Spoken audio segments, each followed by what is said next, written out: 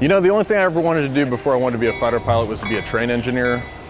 You don't really climb into that jet, you strap it on. You know, it's a fighter and it really feels like you're wearing it. It's like a homesick angel. When I was about 7 years old, my dad, who is an Army Cobra pilot, went to an air show and was flying, and I was unable to go because I was homesick with chicken pox. But he came back with a poster of Air National Guard F-15C. I thought it was a really beautiful machine, and I started to learn more about the history of fighters and fighter pilots. And so as time went on, I decided that I wanted to attend the Air Force Academy and fly fighters, and that really became my life's goal. Sometimes the shortest distance between 2 points is not always a straight line. Sweet! I was able to get accepted to the Air Force Academy, but after attending there during basic training, I suffered an injury and had to leave. So while I was on the obstacle course in Jacks Valley and going over one of the hurdles there, I landed on my knee and aggravated a hip injury that I had had playing high school football and separated a growth plate. I spent a few weeks there in the hospital, and ultimately they determined I wouldn't be able to complete basic training with my class. So rather than wait a year later to start over at the academy, I elected to go to the University of Memphis. I did not want to give up on my dream.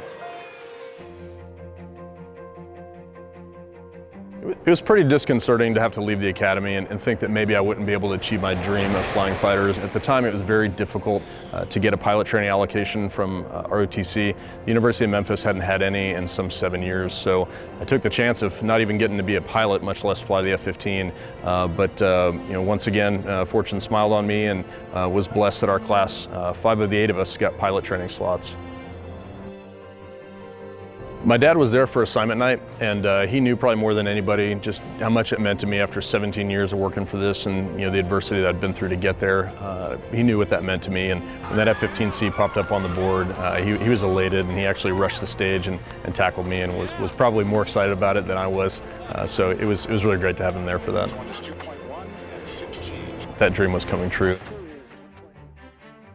So I've been flying the F-22 for about 9 years now, and during that time I've been able to fly it continuously with the exception of 1 year. So I've been very blessed and fortunate to be able to do that, and I have the unique distinction of being the first active duty Air Force pilot to achieve 1,000 hours. That's not something that I've accomplished individually. That's something that really is credit to not only Lockheed, who's produced such a wonderful fighter, but all the men and women who maintain this fighter, as well as our operations personnel, our aircrew flight equipment, our aviation resource managers, our intelligence professionals that ensure that I'm able to go out there and fly this airplane safely and do that on a regular basis to stay combat mission ready and be prepared to provide air dominance. So being able to accomplish 1,000 hours in this world-class fighter that you see behind me is really an honor.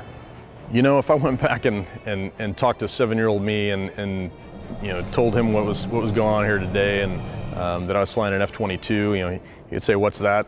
because it didn't even exist. I never would have imagined as a 7-year-old that I'd be able to command an F-22 squadron. It's just not even something that I even dreamed of. So it's so far beyond my dreams and hopes and expectations as a child that I think if I went back and showed 7-year-old me where I was at today, I'd probably be pretty shocked.